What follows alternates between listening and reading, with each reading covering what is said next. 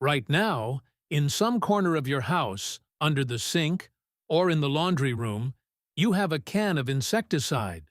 Or you had it last week and threw it away because it ran out.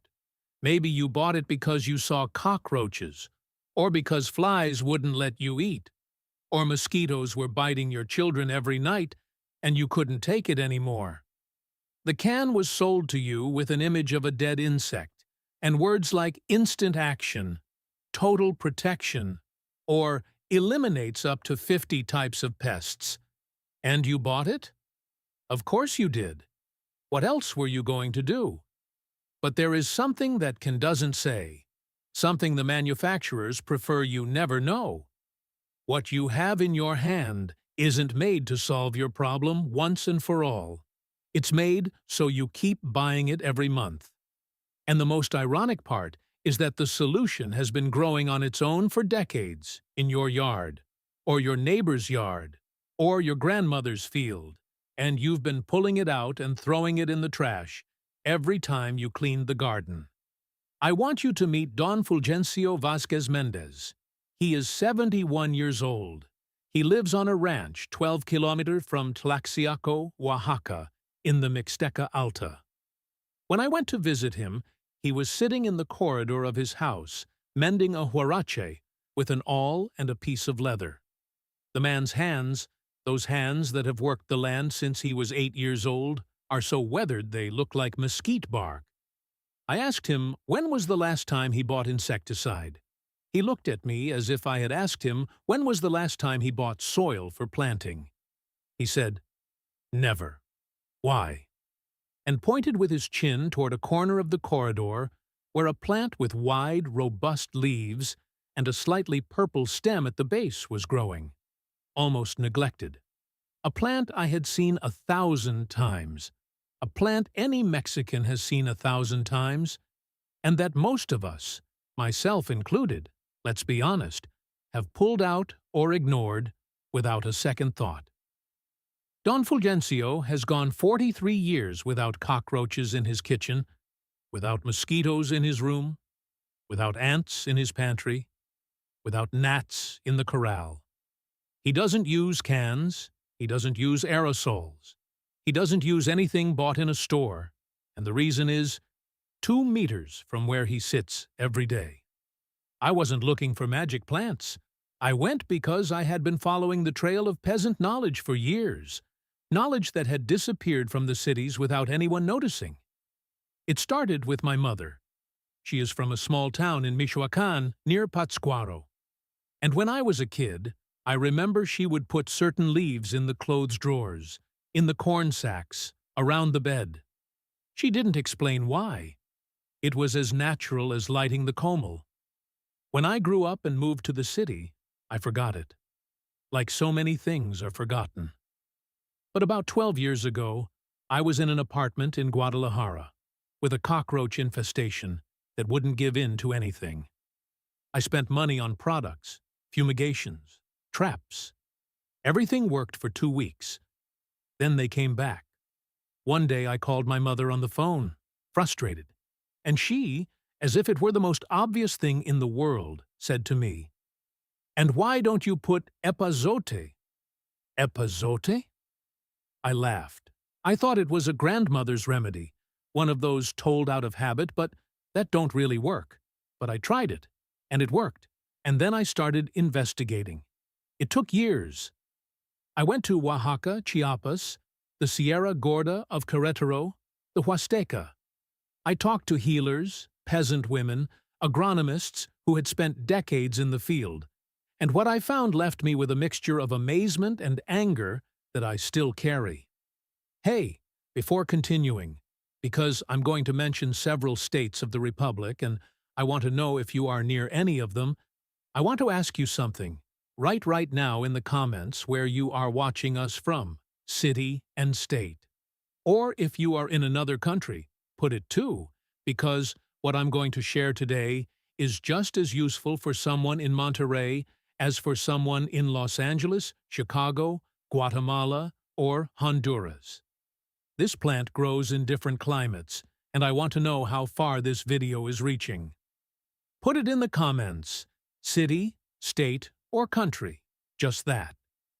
But let's go back to Don Fulgencio, because what he told me that morning in Tlaxiaco completely changed how I understood everything I had researched before. Don Fulgencio didn't learn this in any school.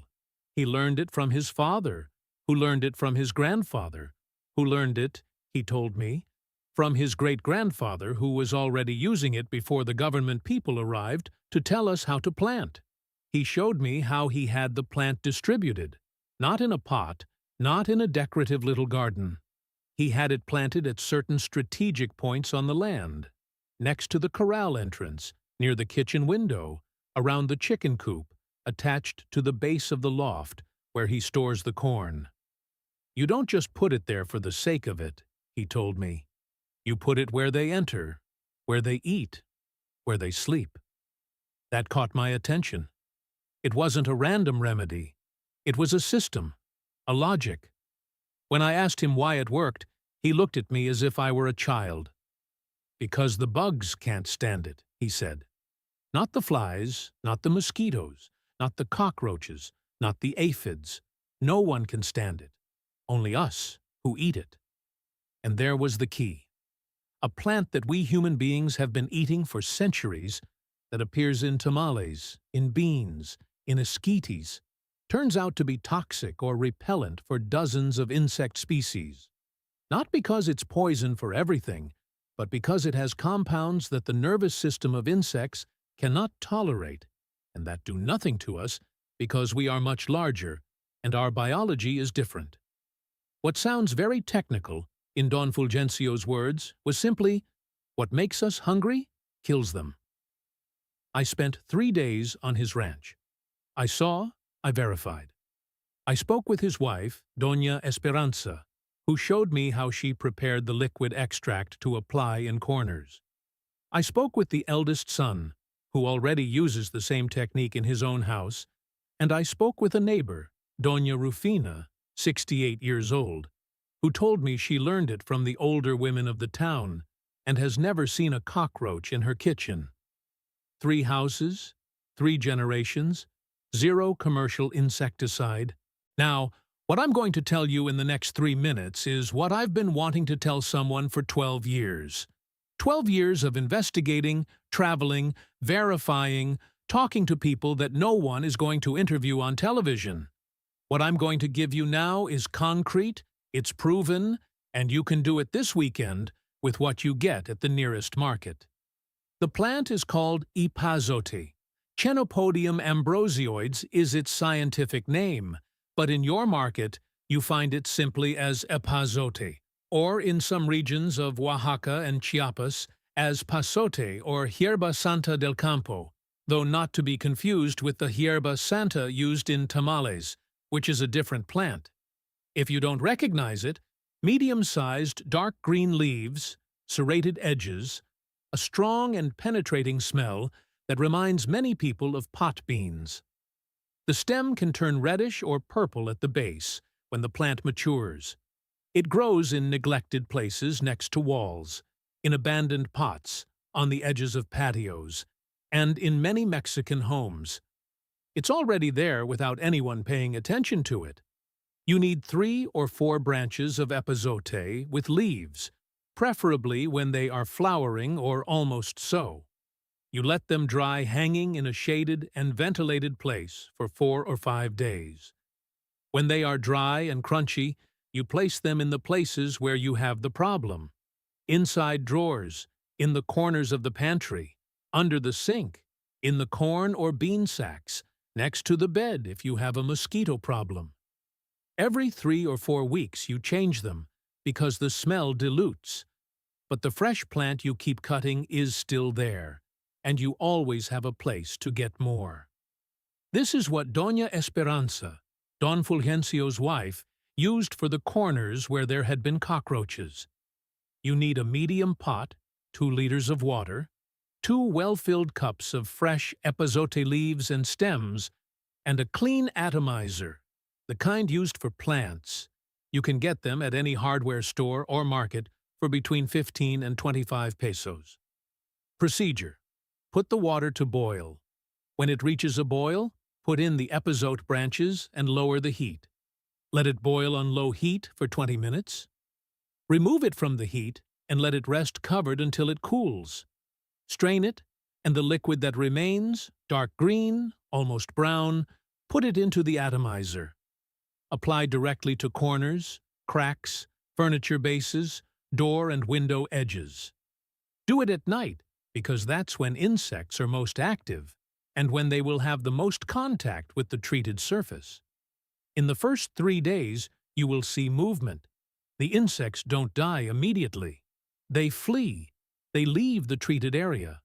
That is exactly what you want. Repeat the application every 5 days during the first 3 weeks, then once a week for a month, and for maintenance, once a month, or when you see a problem return. This is the one Don Fulgencio used, and the simplest of all because it doesn't require continuous preparation. You plant or transplant live epazote in pots or directly in the ground at the entry points of your house, next to the main door, next to windows you open often, near the kitchen sink, in the bathroom if you have a gnat problem. If you have a patio or garden, put it next to the walls, near the drains, next to where you keep the trash. The plant doesn't need special care. It handles heat, handles little watering, grows practically on its own. And while it is alive and growing, its smell, which insects detect at distances that for us would be kilometers, functions as an invisible barrier. But here is where the story gets truly interesting, because epazote doesn't work just because of the smell. That's what most people assume when you talk to them about repellent plants. Oh, it's that the smell scares them away. No, it's deeper than that. Epazote has a compound that scientists call ascaridole. It is a type of organic substance, a terpenic peroxide, if you want the technical name, though you don't need it for it to work, that acts directly on the nervous system of insects, specifically on the cells that control respiration and movement. To say it as a peasant would, ascaridole is like a poison that insects breathe. They don't have to eat it. They don't have to touch it directly. They inhale it, and in sufficient concentrations, they can no longer function. That's why the liquid extract works better than dry bunches for serious problems. It releases more compound into the air, and that's why the live and growing plant works as a continuous barrier. It is releasing ascaridole all the time, 24 hours a day. Now, against how many types of insects does this work? The studies I have reviewed, and I'm going to talk to you about that in more detail in a moment, document a proven effect against houseflies, mosquitoes of the Aedes, and Culex genus, cockroaches of the most common species in Mexico, aphids, thrips, weevils, stored grain beetles, clothes moths, bed bugs in direct exposure, and various types of larvae. Some studies mention up to 42 different species, 42 types of insects that can't stand what grows alone in your yard. Epazote is not a recent discovery. It is one of the oldest plants in the record of Mesoamerican human use. The earliest records we have of the use of epazote in Mesoamerica come from the Mixtec and Nahua codices of the 15th and 16th centuries. In the Florentine Codex, that enormous documentation work done by Friar Bernardino de Sahagún with indigenous informants in the 16th century, epazote appears as a medicinal, food, and home protection plant. The Tlaquilos, who illustrated those codices, drew it next to granaries and pantries, not next to food, but next to the places where food was stored. That was no coincidence. It was applied knowledge. Nahua and Mixtec women of the 15th century already knew that putting epazote in the place where they stored corn protected that corn from weevils. They didn't need a laboratory to know it.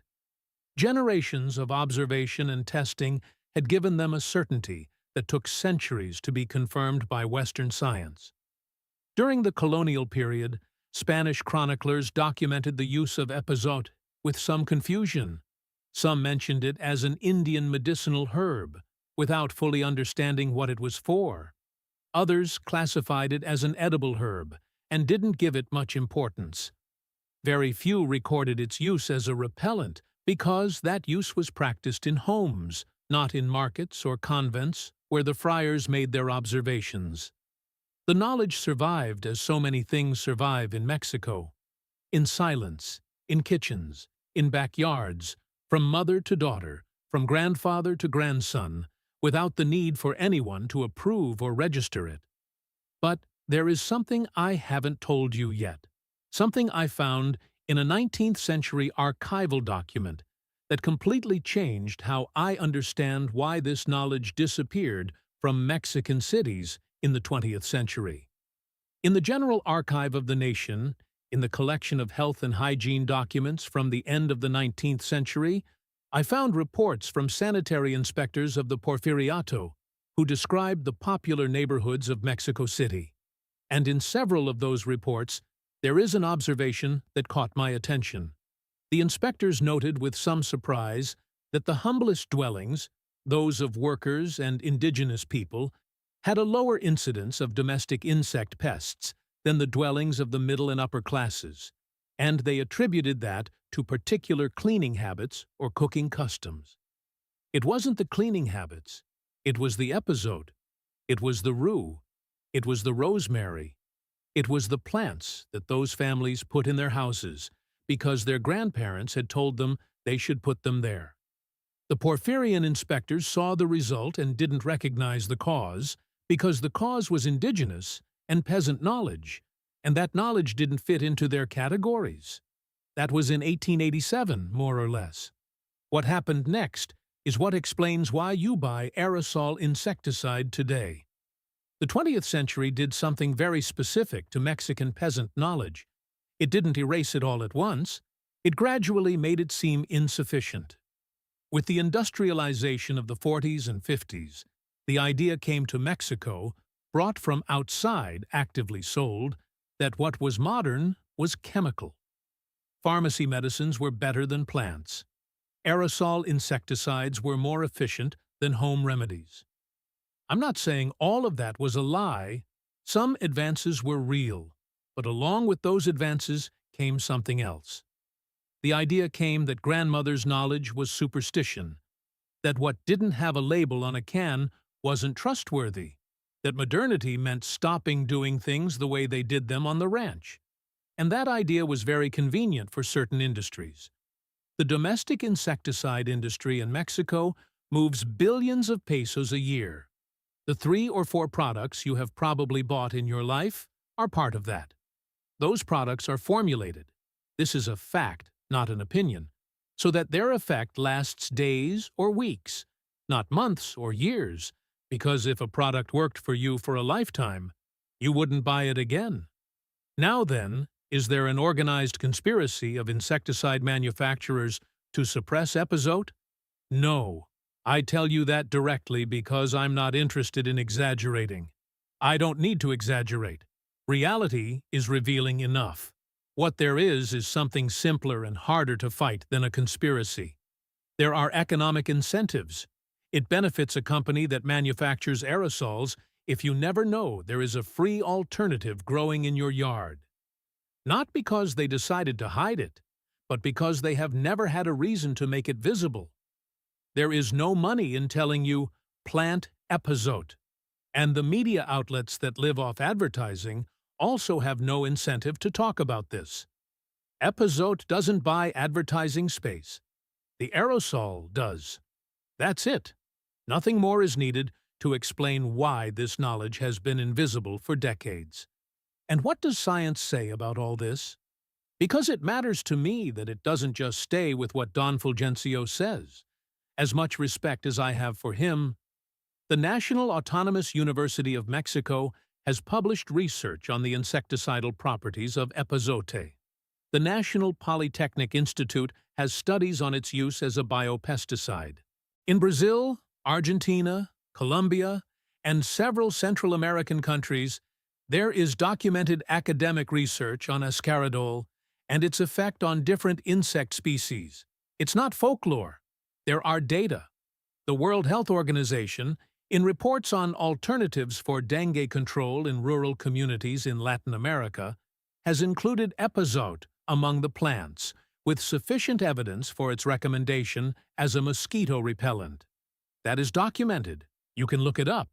And here comes the fact that no one mentions, the one the manufacturers don't want you to see. Several comparative studies done in laboratories, not on ranches, have measured the effectiveness of the aqueous extract of epazote against the same species of mosquito that transmits dengue, comparing it with one of the most common synthetic insecticides in Mexico. The epazote extract showed an efficacy of between 78 and 89% in repellency tests. The synthetic insecticide showed an efficacy of between 82 and 91%, a difference of between 3 and 12% between 12 percentage points, a difference for which the aerosol can cost you money every month, and the plant gives it to you for free forever if you plant it once. Now you calculate if that 10% difference justifies what you have paid for years. I already calculated mine. In the next video, I'm going to show you something that left me speechless when I saw it in a community in the northern Sierra of Oaxaca. A plant that is not epazote, although it works with it, and that Zapotec women use to preserve stored grains for years without a single weevil arriving. I'm talking about tons of corn stored for 2, 3, even 4 years without loss to insects, without any chemical product, without anything bought, and that the agro-industrialists in the north of the country have been trying to replicate in the laboratory for years without fully succeeding. If you have a granary, a warehouse, a pantry with grains, or if you know someone who does, that video is going to change the way you store food forever. Before you go, I want to ask you one thing. If in your house, in your mother's yard, in your grandmother's backyard, or in a plot you know, there is an epazote plant, or if you are going to plant it after watching this video, write the word already in the comments, just that, already, to know how many people are recovering this today. And if you know someone who has been spending money on insecticides for years and who has a patio or a planter or even just a pot on the balcony, send them this video. Don't explain anything to them. Just send it and let them watch it. What Don Fulgencio knows, what Doña Esperanza practices, what the 19th century archives managed to record without understanding, all of that is yours. It was always yours. No one gave it to you, and no one can take it away if you decide to use it. This channel exists for that, to remind us that the most powerful knowledge that exists is not in universities, nor in patents, nor in aerosol cans. It is on the ranches, it is in the markets, it is growing alone in your yard, and you are throwing it in the trash. Until next time. If this story changed the way you look at the weeds in your garden, please subscribe to the channel and like this video. We are unearthing the history they tried to bury. Plant the future. The next treasure will be revealed soon.